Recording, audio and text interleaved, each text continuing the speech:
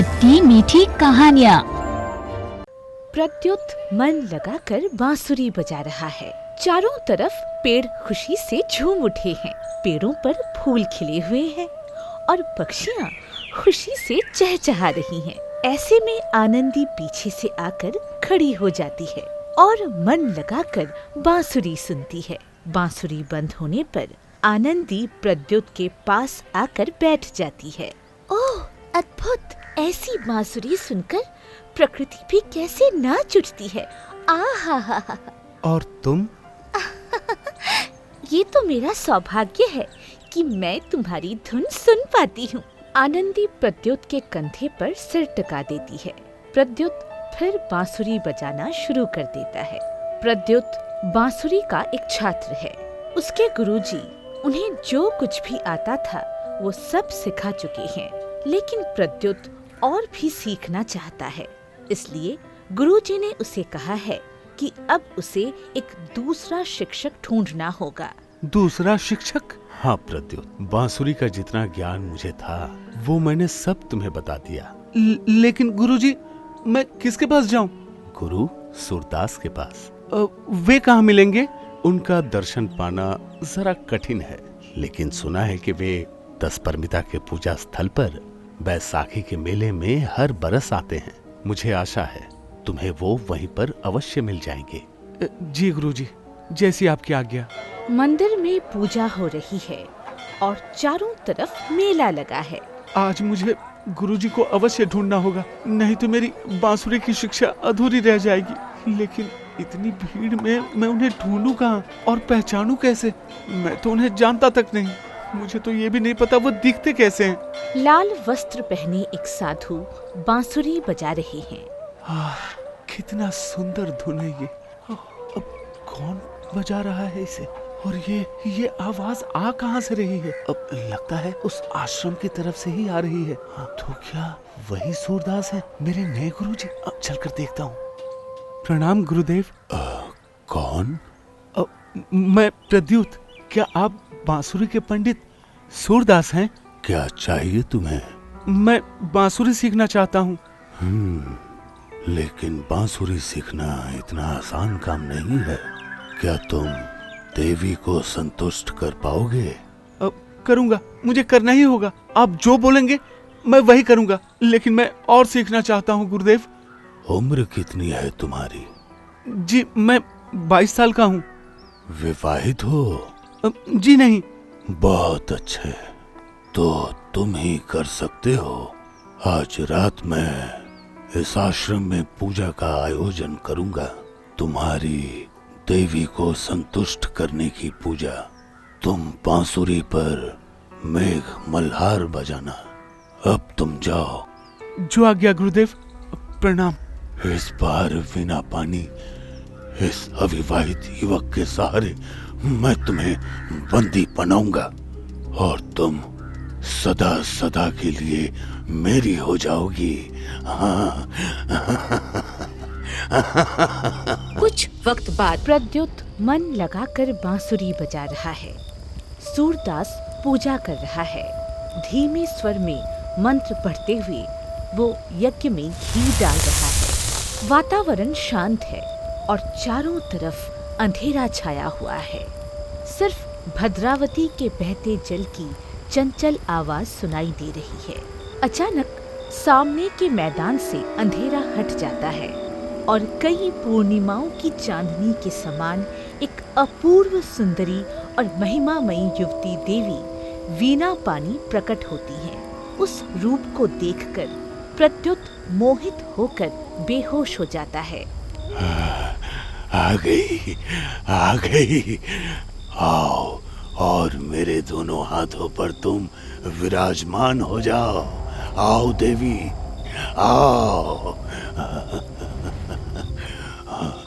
आज से तुम मेरी मोह जाल में बंदी हो। आज मेरी साधना सफल हुई।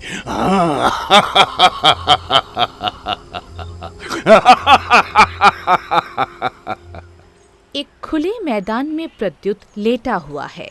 पास में बांसुरी रखी है। ऐसे में एक आदमी वहां आता है। अरे ये क्या, उस खुले मैदान में ये कौन सो रहा है भाई? हैं? लगता है बेहोश हो गया है। आदमी अपने थैले से पानी निकालकर उसके मुंह पर छिड़कता है। प्रत्युत अचानक उठकर उसकी ओर देखता है। अरे भाई, तुम ठीक तो हो? हाँ? हाँ, आप कौन? अरे भाई, मैं एक कलाकार हूँ। हाँ, कलाकार, क्या समझे? चित्र बनाता हूँ, चित्र। लेकिन वो क्या है कि कल से जो है ना, मेरी सारी तस्वीरें जो हैं वो टेढ़ी मेढ़ी बन रही हैं। हाँ, एक भी तस्वीर ठीक से नहीं बना पा रहा। अजीब बात है भाई। हैं? इसीलिए बाहर निकल आया हूँ। वैसे तुम कौन हो भाई? जी, मैं प्रद्योत हूँ। अरे, ये आश्रम कहाँ गया? आश्रम? अरे भाई, यहाँ तो कोई आश्रम था ही नहीं, तो जाएगा कहाँ? लेकिन तांत्रिक यहाँ खुले मैदान में जो है वो रहा करते हैं। हाँ, शायद चले गए होंगे। अब भैया, मैं भी चलता हूँ, तुम ठीक हो जाओ। हैं? हाँ, ठीक हो जाओ। तांत्रिक? तो क्या कल रात को ये क्या? मेरा सुर कहाँ गया? हाँ, मेरा सुर नहीं रहा। और वो कलाकार कह रहा था कि उसकी तस्वीरें टेढ़ी मेढ़ी बन रही हैं। इसका मतलब क्या मैंने कल रात उस तांत्रिक के हाथों देवी को बंदी कर दिया? हाँ, क्या सब कुछ बर्बाद कर दिया मैंने? हे भगवान, ये क्या कर दिया मैंने? ये क्या हो गया मुझसे? एक राजमहल में आनंदी अकेली खड़ी है। उसका मन उदास है। प्रत्युत, तुम कहाँ चले गए थे? मैं तो तुम्हारी बांसुरी सुनने के लिए बेचैन हूँ। प्रत्युत, इसके बाद कई साल बीत गए। प्रत्युत सूरदास तांत्रिक को नहीं ढूंढ पाया, लेकिन एक दिन किसी गांव में प्यास के मारे मेरी छाती फटी जा रही है। अरे, वहाँ एक महिला कुएं से पानी निकाल रही है।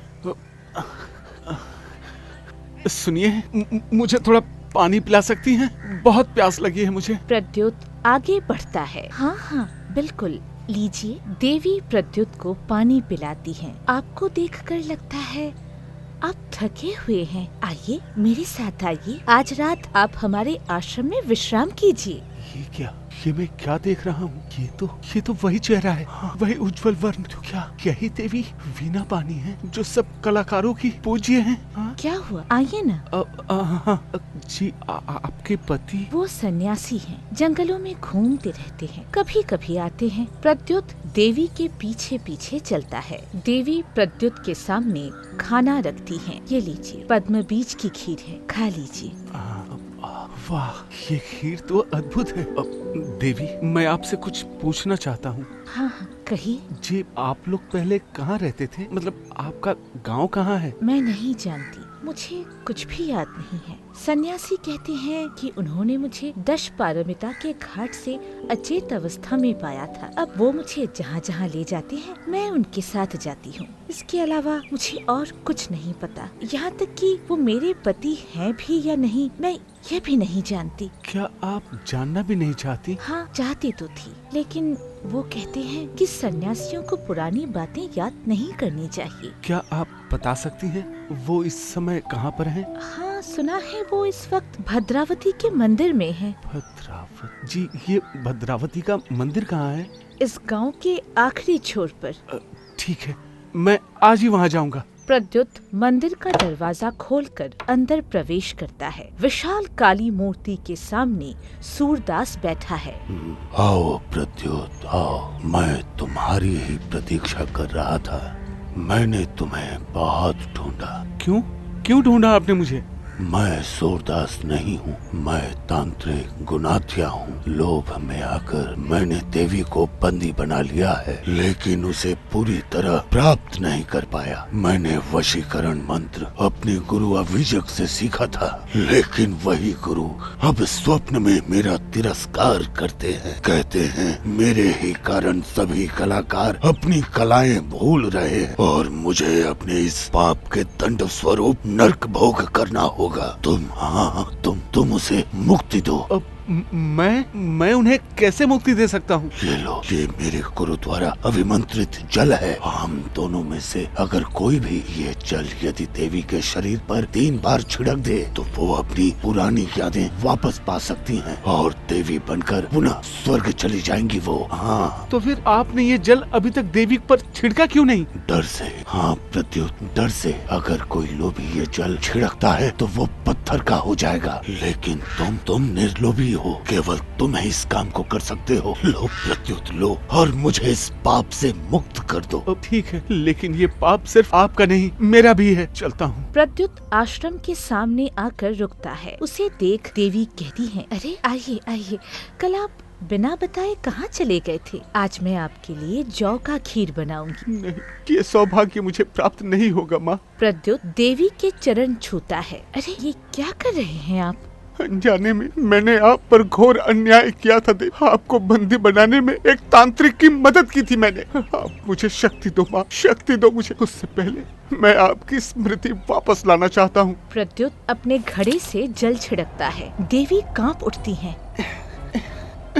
देवी आप कहाँ थी? देवी वीणा पानी का रूप धारण करती हैं। देखिए माँ, देखिए आप कौन है, देखिए। शिव कन्या देवी सरस्वती स्वर्ग वापस जाने का पथ देख रही है माते। देवी की आंखों के सामने एक अलौकिक प्रकाश प्रकट होता है। हाँ, देख रही हूँ। लौट जाइए माँ, अपने लोक वापस लौट जाइए और मेरे कर्मों के लिए जो दंड है वो तो मुझे मिलना ही चाहिए। मुझे दंडित कीजिए माते, दंडित कीजिए मुझे। तुमने अनजाने में भूल की है वत्स। तुमने किसी का इस्तेमाल नहीं किया था। तुमने कोई अन्याय नहीं किया, बल्कि तुम्हारी वजह से ही मैं मुक्त हुई हूँ। इसलिए दंड नहीं, ये लो। मैं आशीर्वाद देती हूँ कि तुम एक महान कलाकार बनोगे। तुम्हारी बांसुरी की धुन चारों तरफ फैल जाएगी, लोगों को शांति और आनंद देगी। अब मैं चलती हूँ। यह कहकर देवी अलौकिक प्रकाश के पथ पर चली जाती हैं और प्रद्युत उस तरफ हाथ जोड़कर खड़ा रहता है।